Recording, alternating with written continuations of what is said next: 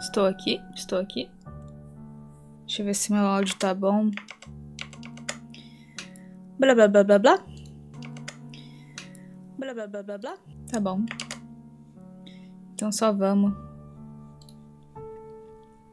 Dei uma pequena atrasada de nada, assim. On the advice of your new friend John, you go to visit one of his close comrades. Close only figuratively speaking, since it seems she lives all the way on the other side of the country. That's no problem for you, though, since your new powers let you hop anywhere, anytime, even to places that don't exist. Well, you think your powers let you do that. You just have this distinct meta-textual feeling that you could pretty much go anywhere at this point. You know, that doesn't make any sense. There's nothing that doesn't make sense about friendship, though. And that's exactly what you're about to do. Friendship, that is. You're about to do some friendship by making a new friend. Her name is... You check your notes. Rose. This is her house, apparently. Looks kind of weird and modern, and it's situated in the middle of the woods for no good reason you can think of. Also, it's pouring rain, which is not what you would describe as ideal friend-making conditions. Eu acho que não existe um clima certo para fazer amizade.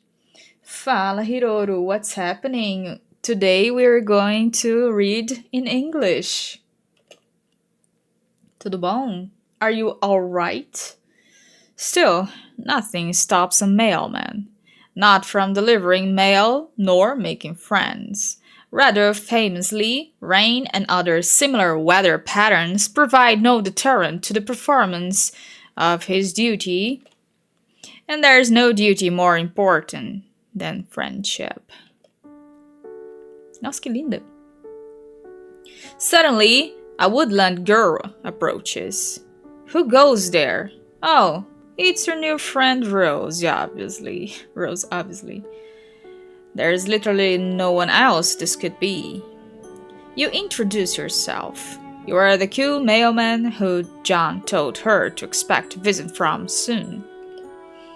You would doff your mail hat to sign a friendly greeting, except recently you accidentally dropped it into a sewer, along with all your other mail-specific loads, as well as all the mail you were supposed to deliver, as you explained to her gratuitously is in an unconvincing manner. It's not a great start, you admit, but you've done much worse. You're not a mailman? Yikes. You are busted almost immediately. You briefly consider whether you should double down on the lie and try to say something mailman-like, or whether the right call is to come clean, since she's clearly too smart for this amateur bullshit. I'm good, thanks. But it's taken a few seconds too long for you to decide, which looks guilty as hell. That's it, the jig is up. You slouch in defeat. You ask her if she would please consider not telling John. Your heart couldn't take it if he found out your entire friendship was based on a lie.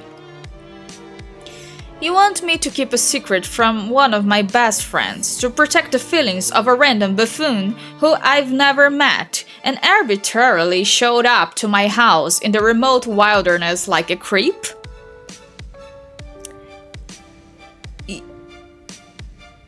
Yes? Yes, that's what you want. It's an interesting proposition. If for no other reason than its audacity. I admire your resolve in the face of humiliation. This doesn't mean we're friends, though. Oof. Rough. Well, that's fine. You're hopeful. Your mind is fuzzy, but you think you remember this. You're good at this. You are excellent at making people like you through underhanded means. You can't wait to take advantage of this 13-year-old girl's goodwill. Okay, wow, not like that. Let's not be fucking weird. In fact, let that be the last creepy thought you have for comical purposes. As great jokes only, let's all get our brains out of the gutter. Rose raises a thin brow. There's something unsettling about her deep violet eyes. You're pretty sure most humans don't have eyes like that. But what the fuck do you know? You're a stranger around these parts. Wait, aren't you a human too? Whatever. It's not a big deal. Not when there are friends to be made. Or something. Do you want to come inside? Unless I'm interrupting your internal monologue, of course. Far be it from me to ever cut short any sort of navel-gazing sidebar. It's just ever so slightly wet out here. You would absolutely love that. If it's not too much trouble, of course. You wouldn't want to put Rose out. You're lying, though. You are 100% fine with being absolutely infuriatingly obnoxious if it means making a friend. Rose purses her lips, considering. Agonize, seja bem-vindos, tudo bom? Pega uma cadeira, sente no chão, vamos ler Homestuck de montão. Na verdade, não Homestuck, né? Pesterquest. Do universo de Homestuck. Your predilections toward mailmen mimic cry weren't all that John told me about. Oh? He also said that you had certain powers. Powers of teleportation and time travel.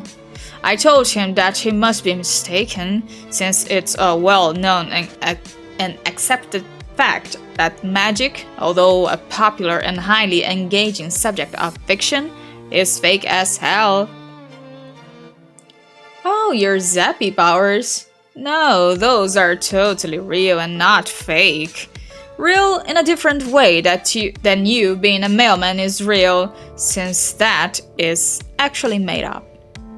Is that so? Prove it. You shrug. Easy enough. You hold out a hand, and after a moment of hesitation, Rose puts her fingers in yours. Her nails are long and sharp and painted a glossy black.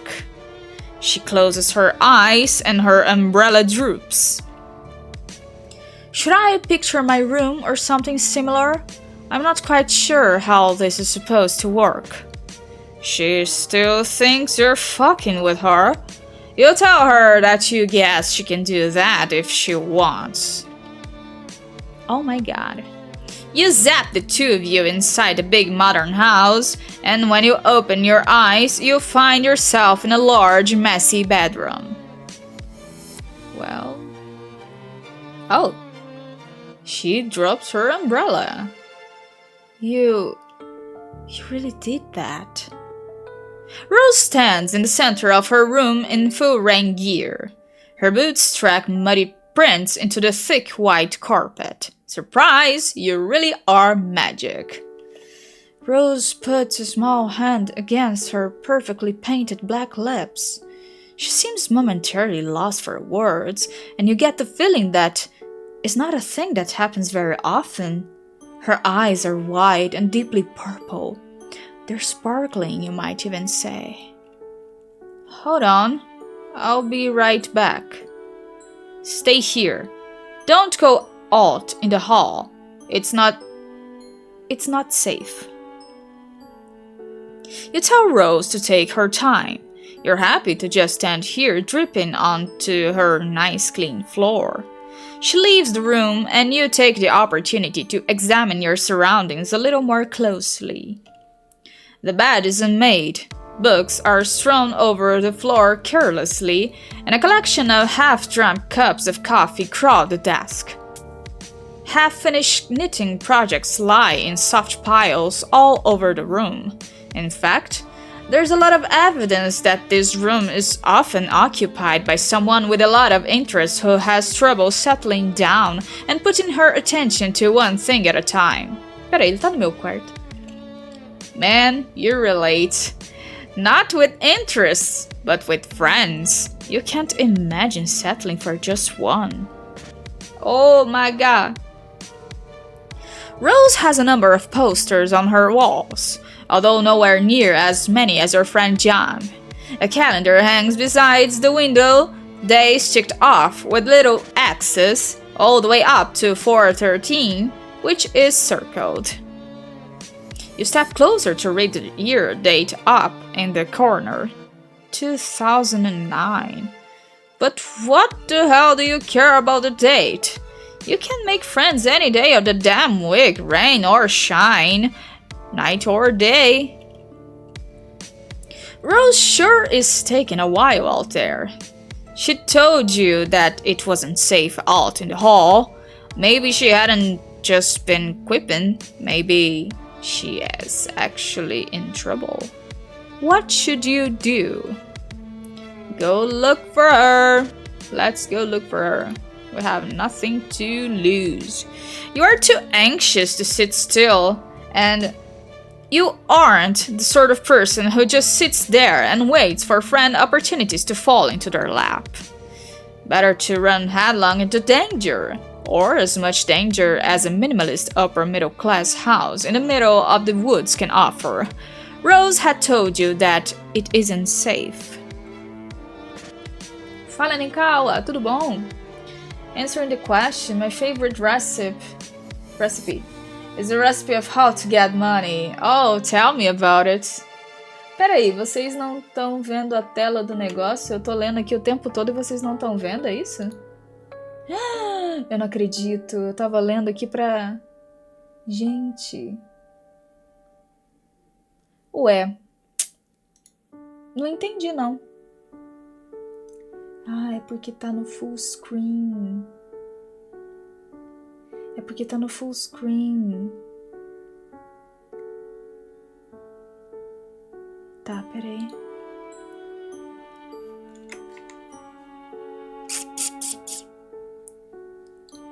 Eu não tava vendo meu ponteiro, né? Isso faz sentido, eu acho.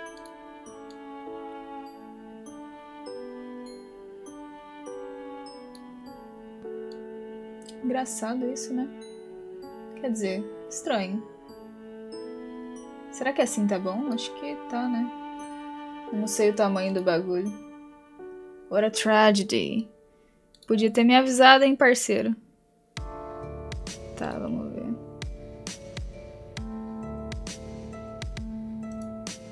Oh, ufa.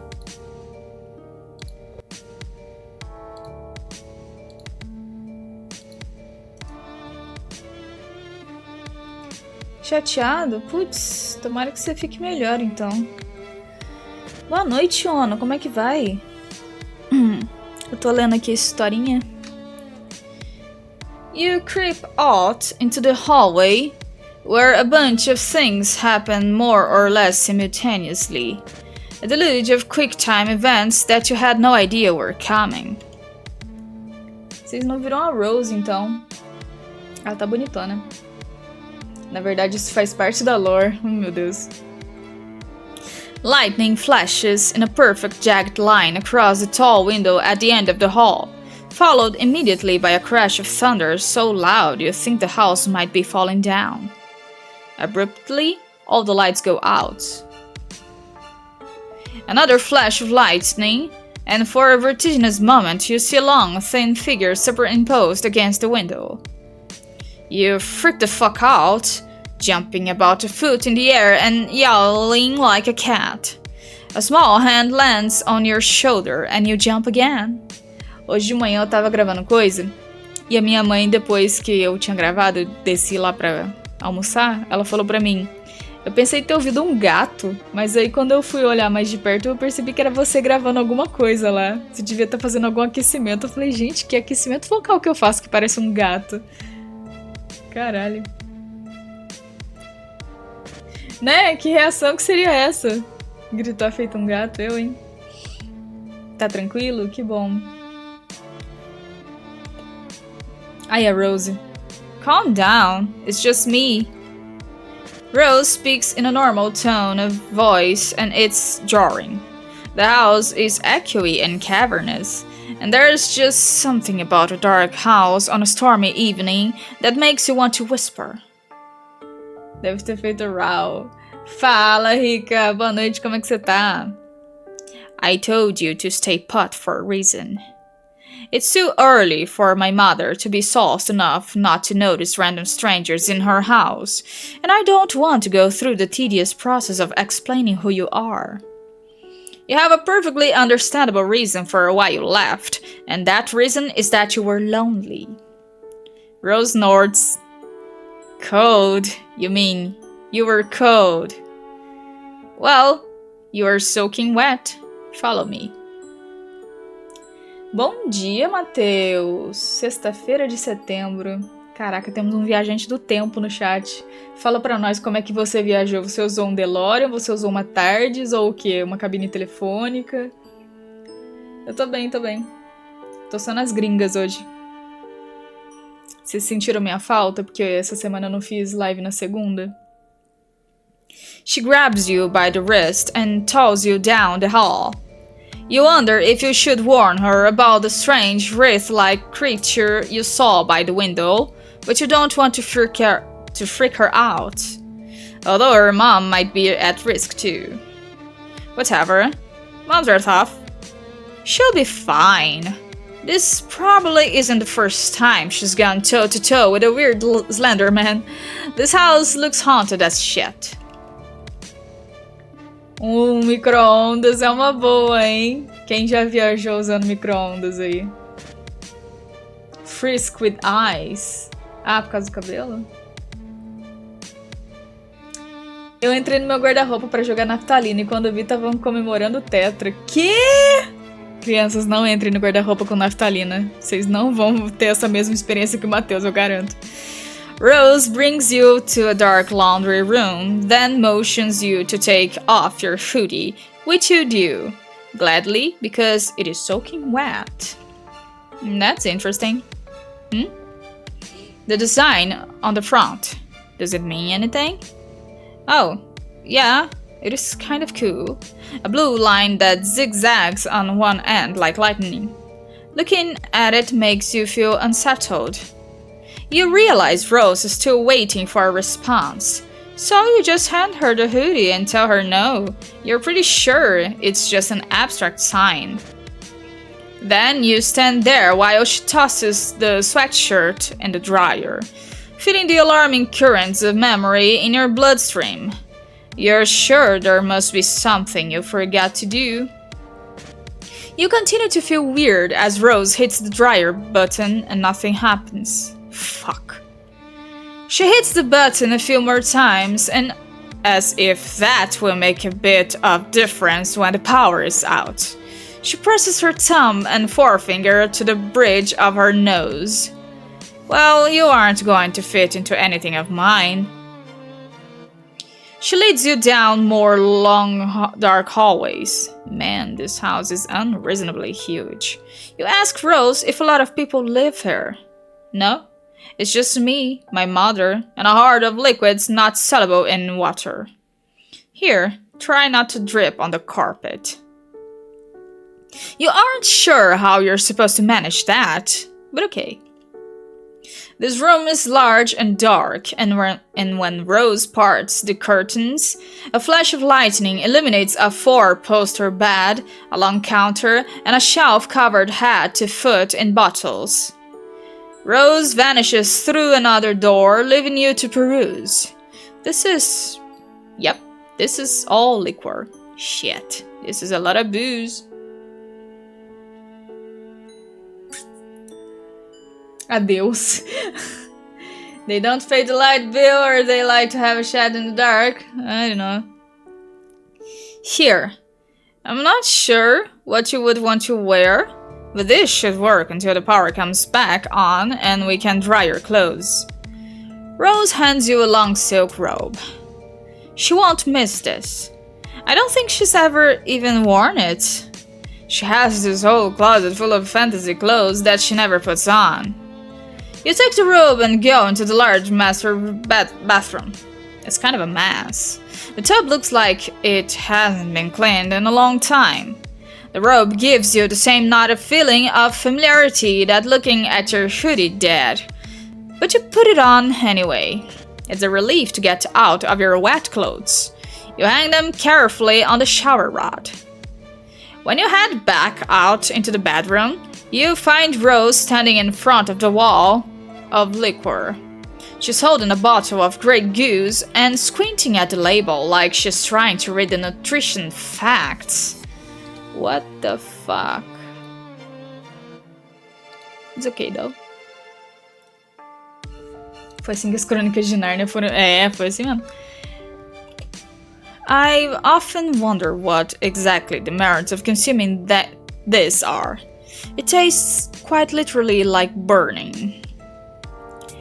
She opens the bottle, and before you can protest that she is in by no means the legal drinking age in, wherever the fuck you are, she puts the bottle to her mouth and takes a sip.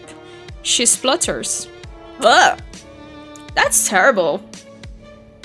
You could have told her that.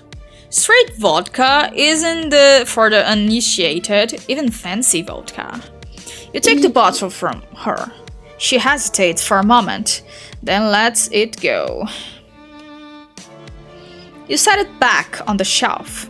This really is quite an impressive liquor cabinet. Liquor wall, liquor room. Her mom must really have a refined palate. Don't strain yourself. You can say it. What's the point of missing words? She's a fucking alcoholic. Wow, this is intense. You're not sure if you're prepared for something this heavy. You're kind of counting on some silly shenanigans, maybe a couple funny jokes. You aren't cut out for this. You get the feeling that at some point you might have been cut out for this. You might have been the sort of person your friends, or potential friends, could count on. In fact, you know on some level that this is true, but whenever you try to nail down any sort of specifics, you find a gap and lacuna in your experiences. It's all just white noise. Rose's shoulders slumps as she stands surveying her mother bottles. She doesn't even have the decency to hide her distasteful habits. Who needs an entire wall of liquor bottles? She doesn't have people over. She doesn't have any friends. This is all just for me. Just more of her passive-aggressive act as a femme fatale 1950s housewife with a death wish. It's just like the wizards. Wizards? Don't worry about it. You know how long it's been since I've had a home-cooked meal? And I'm not saying that I require or even deserve a lovingly crafted culinary masterpiece every time I sit down to eat. And that's going a bit far. Fala, Vimon. Boa noite, como vai? Speaking of which, I got a command in Dr. Firedrake. If I make one of my genial jokes, he presses the command without 100A. And I take a virtual slap. I'm so proud. Oh, porra. Caralho. That's rough, buddy. Eu vou bem também, obrigado por perguntar. Opa, obrigado pelo abraço. Olha, acho que eu descobri a fonte do som ficar duplicado. É que eu tava ativando duas paradas ao mesmo tempo no Mix It Up, sendo que eu não precisava ativar as duas, eu podia ativar só uma delas. Acho que agora eu posso pendurar um cartaz ali na parede com um diploma dizendo gênio certificado da Twitch. É isso. I know John complains about being plagued by fatherly concern every chance he gets. He's overwhelmed by pastries whenever he ventures from his room. I'm glad my mother doesn't poke her considerable nose into my private affairs. But I'm sick of eating oatmeal. Rose, I told you, don't worry about it. But you will worry about it. You worry about all your friends, all 2 of them. Rose smiles with half of her mouth. It seems to be all she can manage. Lightning crashes. She looks so small and sad against this wall of bottles. You know how to fix this. Thunder rolls and you clench your fist. A friendship clench. You don't know who you are. You don't know why you're here. But you do know that surely you have these powers for a reason. And what better reason than helping a poor young girl with her troubled home life? Rolling up your floppy sleeves, you get to work. What are you doing? You start with the dark liquors first. In your experiences, those cause worse hangovers and are more likely to contribute to the absence of hot, motherly meals and the overconsumption of oatmeal. You grab 2 bottles of rum and 1 of bourbon, which you tuck in one armpit. Then you zap out of the house and into a clearing in the nearby woods. A couple of hours ago, before it started raining, you drop the bottles and go back for more. Are you just stealing all of my mother's liquor? Is this your solution to her alcoholism? Don't worry, Rose can thank you later. Oh my god. Okay then, that's happening. That's definitely happening. Graduar do Twitch virou meta. É, né? Eu graduei no módulo 1. Agora eu tenho que ir pro módulo 1,5. Currículo especializado e competente em manutenção de Streamlabs. Vou dizer que não seria contratado na hora. Se eu usasse Streamlabs, com certeza eu seria isso daí que você tá falando. Mas eu uso o OBS puro mesmo. Que isso, Hiroro? You go for the tequila next. Then the vodka. Then you get sick of this organized approach and just start grabbing whatever the fuck and dump it into the past. Rose watches you do for a while. Then she hops up on the counter, crosses her legs and starts texting. Wow, she's really so intent on her conversation that she isn't even noticing you fixing her domestic situation. She keeps giving you little fleeting looks, and you're pretty sure she must be talking about you. You should just let her talk. It isn't right to try to invade your friend's privacy. You attempt to resist the temptation, which you fail at immediately. Not even an overused meme can save you. You zap behind her onto the counter where you can spy on her private correspondence. I don't know anything about them, I'm sorry. And here was me trying to take advantage of your uncanny ability to make guesses verging on the prognostication. I'm recently considering a re-evaluation on magic. You don't know who this person is. Maybe you should just... You go back in time a couple minutes to when Rose started her conversation. Your past self is busily zapping back and forth carrying liquor bottles. You hunker down so you don't see yourself and cause a paradox or whatever the fuck. Tentacle therapist began pestering Garden Gnostic. Okay, let's see this. Out of a morbid curiosity to shine a light on my future, I come with metaphorical hat in hand to ask you to consult your dream clouds.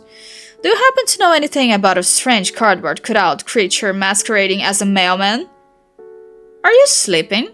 Sorry, I had to scold back. He's been acting really weird all of a sudden. Anyway, is this the same mailman that John was talking about? The fake one who hung out with him? That's the one. They are currently emptying my mother's liquor cabinet in an attempt to prevent her from overindulging herself.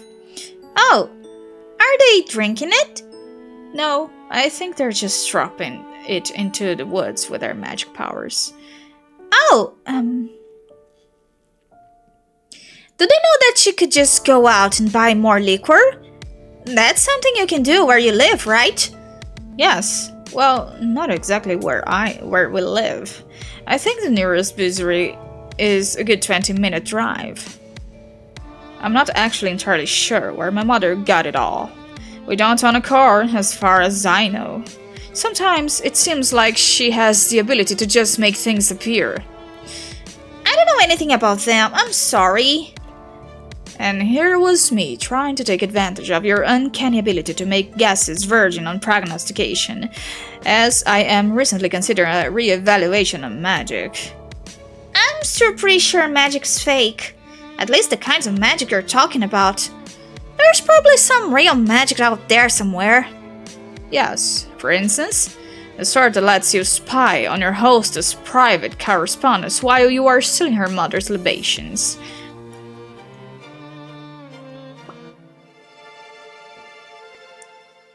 É tipo isso, né, Ana? Are you winning, son? Caralho, vocês são foda. You freeze.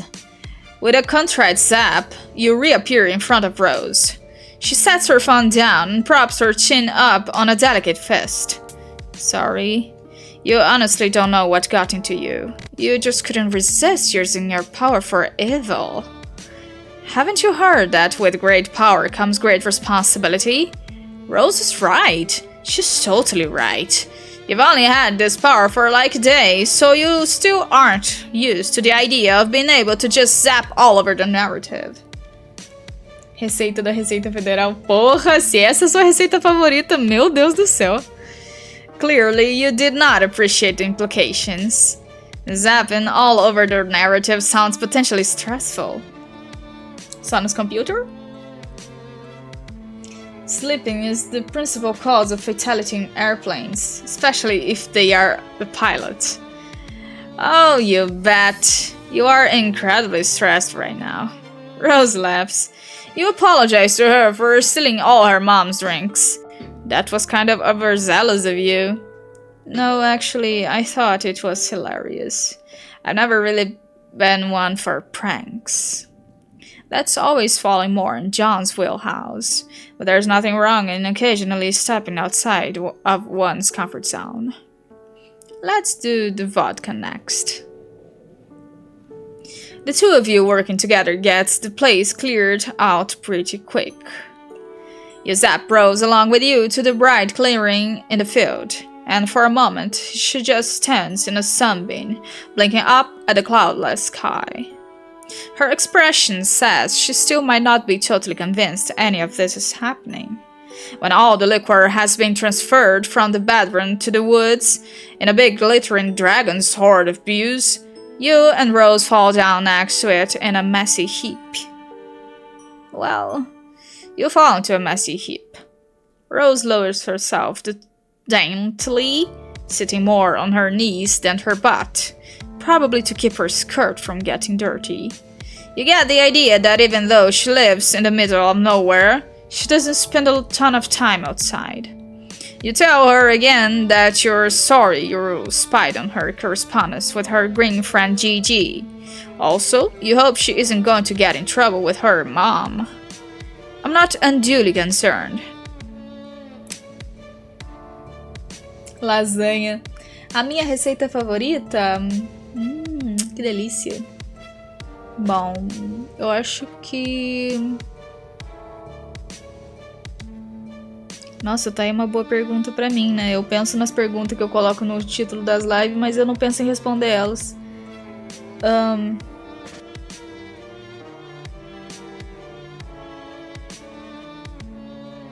Acho que eu gosto das receitas que eu faço. Tipo, porque daí, né? Vai lá, faz, depois come. É bom. One time I talked with the bus driver and he said at what point we get. Minha receita favorita é feijão com queijo. Delícia. Dá uns peidão depois, né? Minha receita favorita é qualquer comida que não envolva jiló, verduras jiló, fruta caramelizada jiló e tomate. Já falei jiló? Cara, tem um serviço de comida, um restaurante, aliás, que eles fazem jiló frito. Quando tá frio, a gente pede caldinho de feijão, tem a opção de pedir um potinho de fritas e um potinho de jiló frito, potinho de frango a passarinho. E daí, a gente pediu uma vez a de jiló frito pra ver como é que era. E é gostoso, pô. Jiló pode não ser sua praia, mas o jiló frito eu aprendi a gostar, viu? Eu não gostava de jiló quando eu era mais nova. Eu aprendia de beijinho. Vou dizer que eu preciso olhar aquele vídeo de novo, né? Eu tenho ele salvo pra eu me lembrar. Mas eu aprendi sim. Tem que fazer. Mas é. Aquela receita, assim, especificamente aquela receita, fazendo com aquela pessoa, realmente é muito boa. I'll tell her where it all is in a couple days. Although, by that time, I'm sure at least a good third of it will be water damaged. I'm sure that this will have fantastic implications for our relationship, and not at all exacerbate the emotional problems underlying her addiction. Nunca é demais longe do meu prato. Batata é a melhor coisa mesmo. You laugh awkwardly. Well, now you kind of just feel like an asshole. Rose lies back on the grass and raises a hand to trace the curves of a fluffy white cloud. She closes her eyes. Perhaps it's just projection on my part, or wishful thinking. But ever since I met you, I feel like something has changed. Or, rather, something has failed to change, if that makes any sense. It's probably nothing, says the seer. Her eyes flicker back open, endlessly purple, fixed on the sky like she can see something beyond it. And once again you feel that there's something really crucial that you forgot. Fala, Blaze, tudo bom? Boa noite, como você está? Que isso, Matheus? But at least you've made a new friend. And even if you don't think Rosebrand would ever allow her to call you as such, you're lying in a sunny clearing next to a pile of alcohol, and honestly, it doesn't get much friendlier than that. Oh my god. Victory! We cleared one route. Yes, we are very good at this. Okay, so let's go back. Oh my, oh my. No. Let me see. Okay, I'm going to save this. Yes, I do want to overwrite it. And what can I do? It's like the main menu. No, that's not what I want. No, come on. I just want to... Oh, come on. Come on. Am I crazy? Oh no, that's just it. Or not. I might be onto something here, but I don't know. Oh my god. Yes, that's it. Volume 2. And then I do this. And I say no this time. You know? Man, you guess today is the day you get owned by teens. She's totally right. What are you doing just wandering up to her house without even calling first? Just totally disrespectful of her time. No need to self-flagellate. It was a simple suggestion to more critically examine your motivations and actions in the future. No, she's right. You're going. You zap away, aiming for a spot a half-mile away into the woods, where you can become properly soaked and miserable. But instead of trees, you find yourself standing in front of a bank of computers. Shit, you misfired. Wait, you remember seeing a big structure off in the distance when you were in front of Rose's house. You figured it was just some sort of office building, but this looks more like a factory or a secret research lab. Yes, I'm reading the story in English because if I was to translate it, it would take a long time and I don't have the energy to it, you know? This is a game based on a story that I read on YouTube last year. Oh, the misery. Everybody wants to be my enemy. When Batman punches the poor, that's nice, but when I do it, oh my god, you are... Oh my god, chat. You're such... Oh my god. You're bad people. The computers show coordinates on a screen that don't mean anything to you. A countdown clock is frozen on 4:13.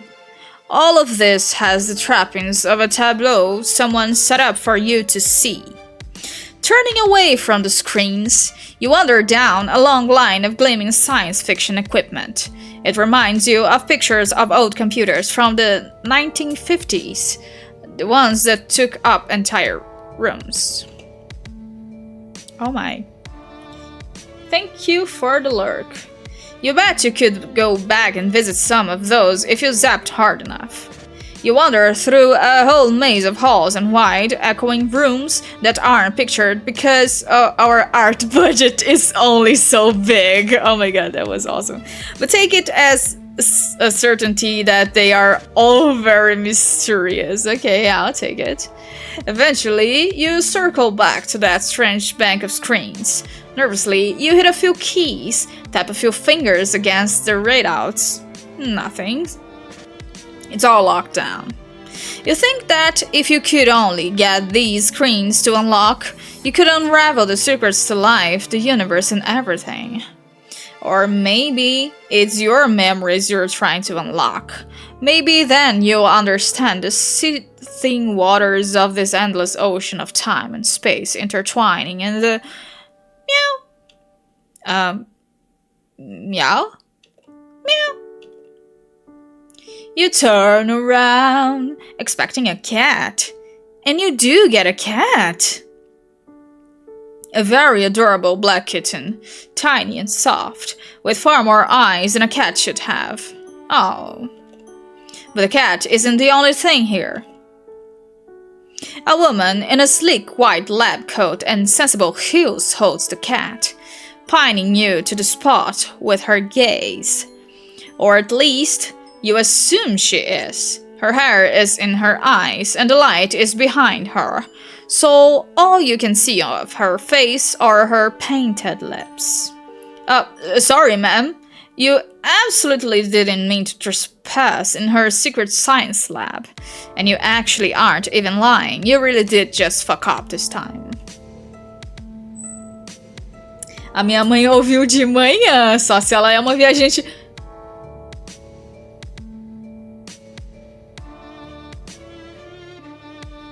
Tô chocada. Ela podia ter me ensinado os Paranauê. The lady puts the cat down slowly, where it rolls on its back and bats a paw playfully in the air. Oh, cats are great. Even mutant cats. Maybe. Especially mutant cats. Que isso, Ono? Bom, eu não acho que ela seja casada, então tudo bem. I know, when people are afraid of spiders or cockroaches, they can smash and it's okay, but if I do this with a cat, my god, Mateus, without an H. This little guy should have a name. You think you'll name them Cryptid McWhiskers? Yeah, Cryptid McWhiskers is a great name. It's not. In fact, you can't imagine anyone ever naming this cat anything else. Oh my god. You hold on a cat. You hold out a hand. What was I reading? To Cryptid McWhiskers and wriggle your fingers. It rolls back onto its feet and saunters over to you. Oh my god, oh no. Oh no. Oh no, 13th is impossible. It is as soft and fluffy as it looks, and its 4 eyes blinking up at you with utter trust. At least this kitty will be your friend. The ominous clack of heels on cement reminds you that you and Cryptid McWhiskers are not alone. While you were busy with the kitty cat, the very intimidating and well-coiffed lady has walked over to the bank of screens. She presses a button, And it must have some sort of fingerprint recognition or retinal scanning. Or maybe she's just better at things than you are, because it works for her. On the floor, a few feet from you, is a round gray protrusion, a platform on the floor. You saw it earlier, but you had no idea what it was for, so you just ignored it. What you don't understand can't hurt you, right? You think that's probably right. For real. But no. É mesmo, Matheus? Deixa eu fazer uma coisa. Mentira. The intimidating lady presses a button on the screen, mouth turning up at the corners. A flash and a pop, like the pressure in the room changes. You feel it in your eardrums. A pumpkin appears on the round gray platform. Fuck. You aren't really sure what she's trying to say here. Making a pumpkin appear out of thin air is impressive, but it probably would have been more so if you hadn't been popping in and out of existence all day. It's gonna take more than a pumpkin to impress you. Pumpkin. What? Pumpkin. Like the company, you know. The lady shakes her head and hits another button. The pumpkin vanishes and in its place is a tiger. Yes, you heard that right. A whole ass tiger. Orange and black, big teeth and big paws. For a second, the two of you just look at each other. Honestly, the tiger might be more shocked than you are. Kinda sucks to think about. 1 second you're just chilling on the savannah, mauling antelopes and drinking at the watering hole, and the next you're in a secret lab in upstate New York staring down a very unappetizing looking protagonist. Apparently you are appetizing enough for it to want to get a taste, though because it looks from you to cryptid McWhiskers and back again, then it charges. You can't try to book it out of there. The lady in the lab coat looms up in front of you. She's saying something. You strain to hear her. The tiger's right behind you. The lady or the tiger? At the last minute you remember you have magic powers and you chose the third option, teleporting the fuck out of here. Out of there. Oh, not again. You just zapped into yet another unknown building. Although, from the view out the window, you think you might be in Rose's house. She's here again. Also, the fact that Rose turns the corner in the hallway and stops short, still in her rain gear. Her eyes are very wide. You wave awkwardly. That snaps her out of it. She stands up straight, sliding easily from shock to superiority. So you thought you'd just let yourself in. After wasting my time mumbling about the mail, a gaudy display of manipulative self-recrimination, and then popping out of existence to leave me asking myself if I'd finally lost my mind? You hadn't meant to do any of that, especially not that last part. She isn't losing her mind unless both of you are losing your minds together. Rose looks you over. Finally, she seems to decide that you are for real. Your predilections toward mailman mimicry weren't all that John told me about. Oh? He also said that you had certain powers. JPG de tigre. Cegas. Ono. Oh no. Oh no! Ono! Esse tigre está olhando minha alma. I did this one time, the girl was running away, probably she was falling in love and can't take it. Sure, of course it is shit, the next time more intense and it works, let her cook. Oh my. Powers of teleportation and time travel. I told him that he must be mistaken since it's a well-known and accepted fact that magic, although a popular and highly engaging subject of fiction, is fake as hell. Oh, your zappy powers? No, those are totally real, not fake. We're in a different Jalise. She still got her umbrella open. Hey, doesn't she know that's bad luck? Luck is also fake as hell. You say you can do magic. Prove it. But she just saw you vanish out of her front yard. Like I said, I could be losing my mind. She could be losing it now, at this very minute. But you see no point in arguing. You hold out a hand, and after a moment of hesitation, Rose puts her fingers in yours. Her nails are blah blah blah blah blah blah.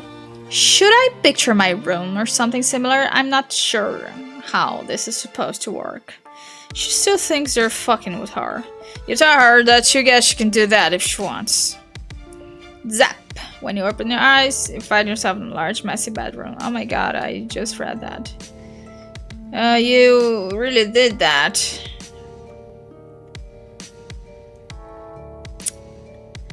Okay. Things are going to happen exactly the same, aren't they? What should you do? Stay put. Your patience pays off almost at once. Rose is back and looking significantly more put together. Also, she's brought you a towel. Here. I'm not overly attached to anything in here. It's mostly just childish nonsense I haven't yet bothered to rid myself of. But I'd appreciate if you tried not to drip on any of the notebooks.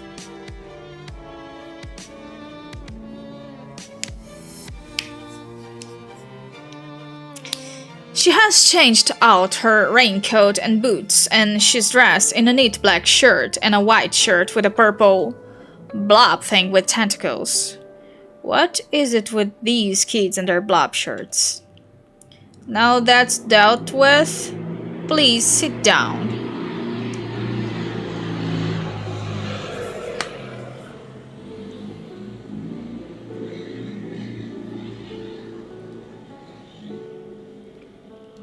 She crosses her legs. You suddenly feel like you're at a job interview. Friend interview. You wish you were a little less damp. Actually, let's switch places. You're still pretty wet. You don't want to get her bread spread messed up. Don't worry about it. That's what washing machines are for. Now, let's talk about magic. Oh my god. Okay, just wait a second, people.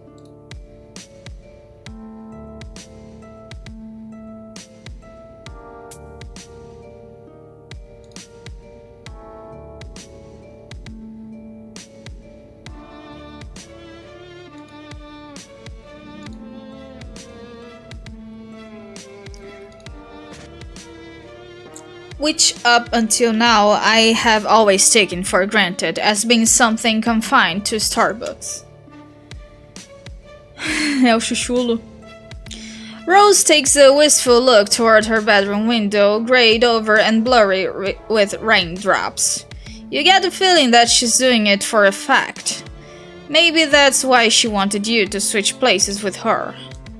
And then comes you, not a mailman, with a penchant for showing up and attempting to make friends with unwitting children. Well, fair. She's got you there. But honestly, she might be a child, but she really doesn't seem to be unwitting. On the contrary, she's really quite witty. I'm glad you noticed. She folds her hands and clears her throat. You think that if she had any notes, she would be shuffling them. And so the question remains. Are you a good witch or a bad witch? Or are you a wizard? We've already established that you are not a public servant. Is there a difference between a witch and a wizard? Of course there is, but exactly how specific of a difference can vary. According to some works of fiction, a wizard is just a witch's male counterpart. But in certain mythologies, for instance Arthurian legend, the difference appears to be class-based.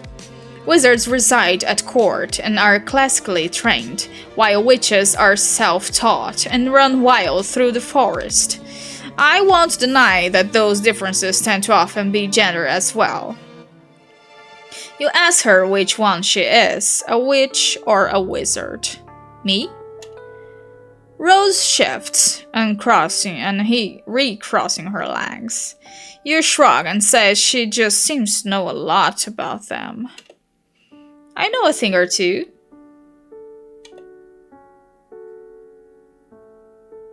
Eu vi sim o trailer. Tá legal. Eles mudaram o elenco de dublagem todo. But can I tell you a secret? Oh my god, Rose, she has no idea how much you would love to hear her secret. I find them, wizards I mean, utterly reprehensible. They disgust me. Everything from her flopping robes to their grizzled beards. It's my mother who is the wizard enthusiast in this house. Although, she glances from side to side theatrically. Most of the things Rose does seem to be at least a little bit theatrical. Oh, she's a theater kid. She kneels on the carpet beside the clutter of books. I don't show these to many people. Actually, I haven't showed them to anyone. Not even John. John seemed to be a pretty cool guy. Definitely a guy worth sharing a few secret notebooks with. Rose laughs. No, I haven't shown them to John, and I've only shown Strider to punish him. You nod, pretending that you know who this Strider person is. You are a totally normal dude with an absolutely ungodly number of friends. A shadow moves through the center of you, a trembling moment of deja vu. You do have a lot of friends, don't you? That feels true. But the only people you know here are John and now Rose. Weird.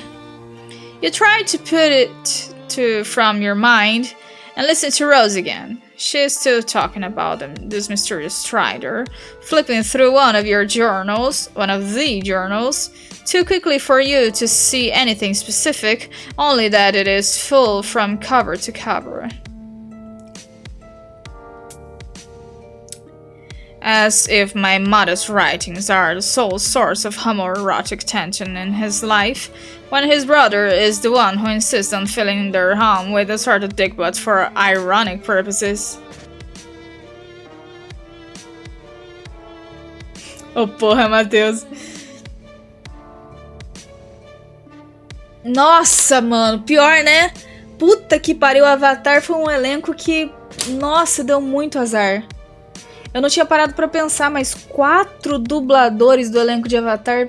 Nossa, mano. Ah, que tristeza. Eu não acho que o do Zuko seja o mesmo, não. Eu acho que tá diferente. Eu acho que ele tá tentando fazer uma coisa parecida com o Reginaldo Primo, mas eu acho que é diferente, sim. Além do que, a voz do Reginaldo Primo ia ficar muito pesada pra um adolescente. Porque na época do desenho fazia sentido. Hoje em dia a voz dele tá mais pesada. Eu nem sei se o Reginaldo Primo tá dublando. Ele tinha se afastado na época do Loki, né? Rose rolls her eyes. Oh boy. You missed the beginning of that. It probably made way more sense than it seemed like. Rose is searching through her notebooks, checking markings on the spine that seem to be some sort of cataloging system of arcane symbols. Where is... Oh, right. She does something quick and complex with her fingers. And another notebook pops into existence and falls into her lap. You gape. She really is a wizard. What? It's just a Silodex. A child could use one. Here. This notebook has a couple drawings in it, but most of it is filled with small, neat handwriting in lavender ink. Is Rose writing a book? No, don't be silly. I'm writing 4 books at least. 5, depending on whether I decide to flesh out Kolmas's backstory. Ela é fanfiqueira. It isn't strictly necessary, but it does add a certain amount of valuable character insight, which renders their actions in later volumes more sympathetic. No Sonic Prime ele tava dublando o Shadow. Oh. Ele voltou tem um tempinho? Entendi. Cara, verdade. Então, são 8 episódios, já tá... Essa notícia já tá, tipo... É true? Eu fiquei alarmada, porque eles pegaram coisa que, se não me engano, é lá do livro 3. E pôs no trailer, eu falei, gente, eles vão contar a história inteira? Isso tá esquisito. Tinha que ter mais episódio, né?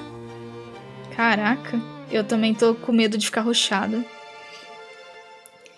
Que nem o Percy Jackson. Not that I need all of my anti-heroes to be sympathetic. And I'm... Eu errei a palavra no mesmo lugar, né? 2 vezes.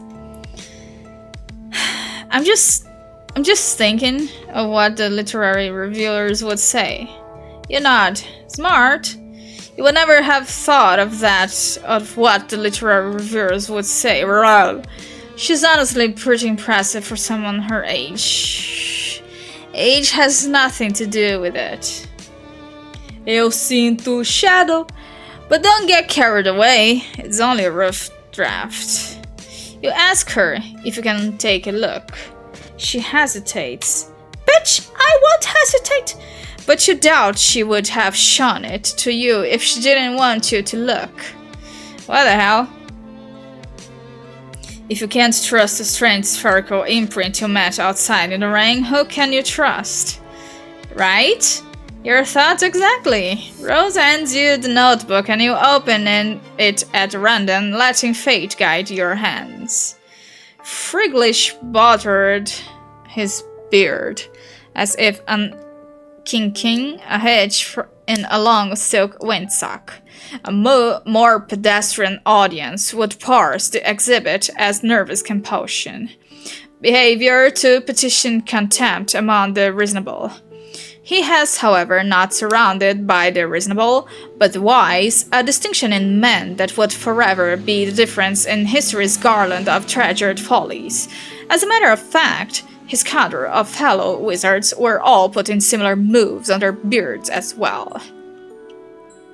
The practice would evince thoughtfulness, sagacity even, if they didn't do it all the time, standing in line at the bank, shooing squirrels from bird feeders. Squirrel! Few occasions were safe. Zazerpan inspected the clue, a single piece of evidence cradled in his Courier's old man palms. It was human bone. Not striking in detail, it told alone so much as that told by the thousands like it festooned the marshy soil of the mass grave.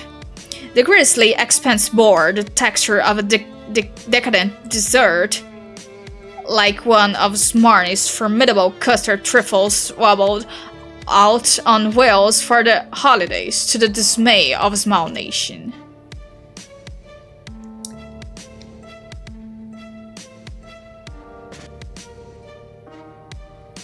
E esse filme 3 do Sonic, ele tá com a censura um pouquinho pra cima, né? Não tá censura livre, não. You're certain of this? Asked Friglish. Despite what he was doing with his beard, he was in fact immersed in meaningful contemplation. I am afraid I am becoming more so with each terrible tick roused by that gaudy timepiece slung around your neck.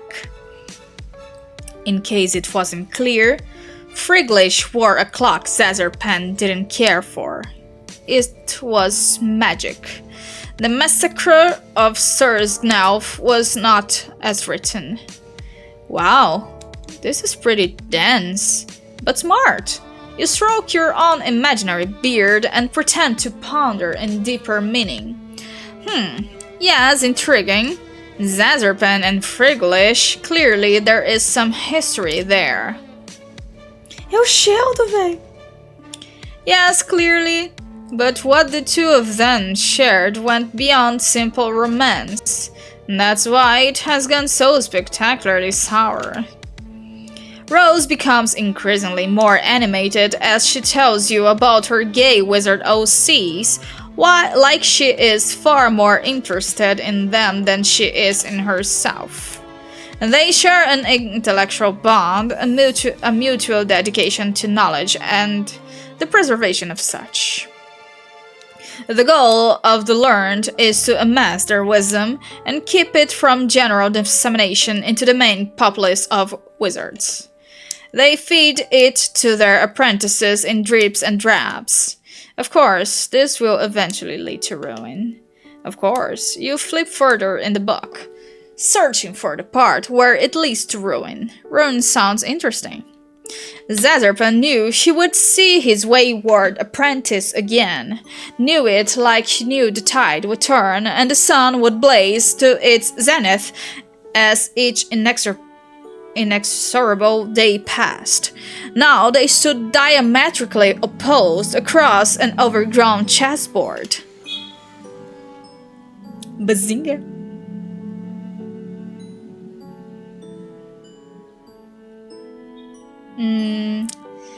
His apprentice's eyes were hidden behind dark glasses, but Zizibs knew that if he could see them, they would be riddled with the madness of the void. Calmesis wasn't here for justice or for revenge. They were here exclusively because Zizibs had something they wanted, something they were owed.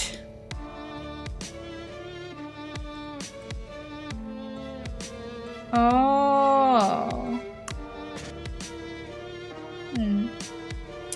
You flip through the notebook, checking out the drawings. There are lots of wizards, each more bearded and venerable than the last. One of the pictures, the most recent maybe, since it's on the very last page of the journal, is of two young wizards, twins maybe. They have gray hair and are wearing sleek green suits and are standing back to back with their arms entwined, staring into the middle distance. It's very anime. You compliment Rose on her artistic prowess. Well, yes, thank you. They're alright. I'm a much better writer than I am an artist. Oh my. You tell her you think she's really good. Way better than you. You're absolutely positive she's going to be famous one day. I appreciate the encouragement, even though I know you're just trying to flatter me due to your strange thirst for affirmative experiences. John told me all about that. Damn, busted. But you really do think she's talented. It's fine. It's not as if my social calendar is over full out here in the middle of the woods. Don't tell anyone I said that. I don't have many friends. And don't tell them I've been drawing. He'd be insufferable. He? Never mind. You assure Rose that her secrets are safe and hand back her journal. You are really excited about your new friend, if you might be so bold, and her wizard stories. Although, wait. Hadn't she said that she hated wizards? What's her point? Well, you're no expert on wizards or on Rose, but it seems like she actually does seem to like them, because she has several notebooks full of wizard fiction. You aren't trying to get like real here, but maybe it's possible her mom isn't the only one in the family who likes wizards. Rose pulls her book out of your hands. That and the rest of the books vanish into thin air. Oh right, that must have been that... what had she called it? Silex? She doesn't look angry, exactly, but the lines around her mouth and eyes that softened as she talked about her book have hardened back up. Her eyes glitter menacingly.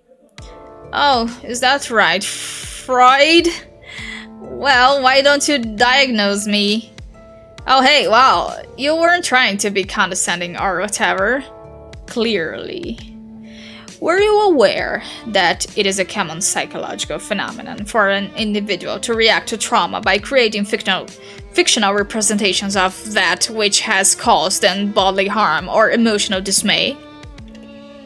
To suggest that the portrayal of those fictional renderings somehow condones them or supports them is absolutely absurd. So, what she's saying is that she draws wizards to cope. Rose rises regally to her feet. The lightning turns her into an ethereal silhouette.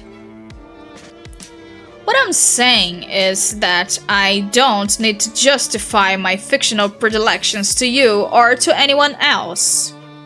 No, she's totally right.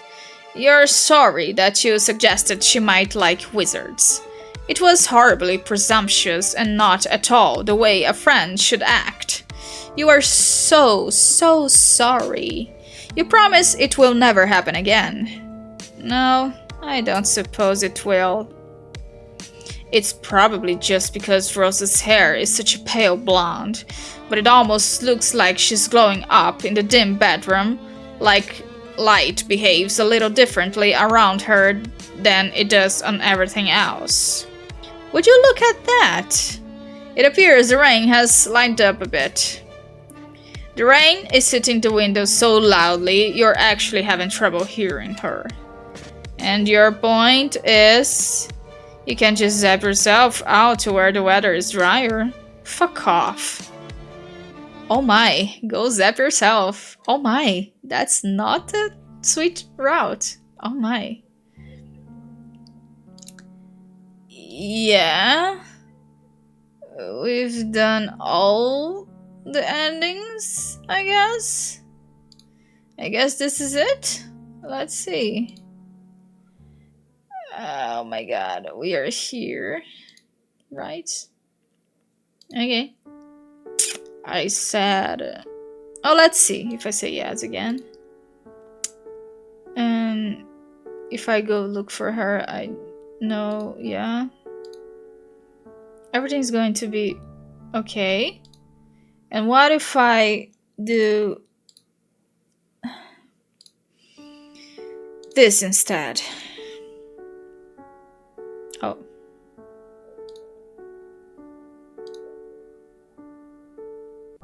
Ok. Então, eu acabei a rota da Rose.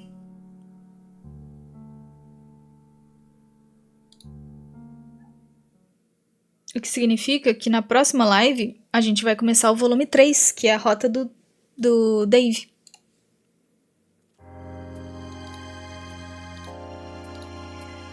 Pessoalzinho. Foi 1h15 de live.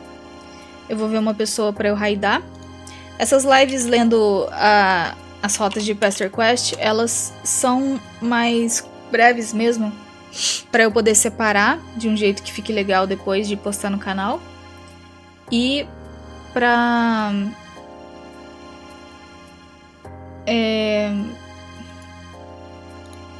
E porque pra não gastar muito a voz, né? Já que essas lives eu fico a live inteira lendo, né? Em voz alta.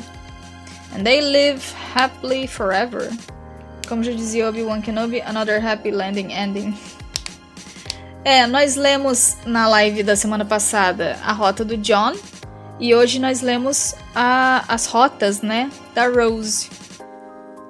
Não dura nem 10 minutos, né? Bom, eu vou raidar vocês lá pro meu amigo Dinei.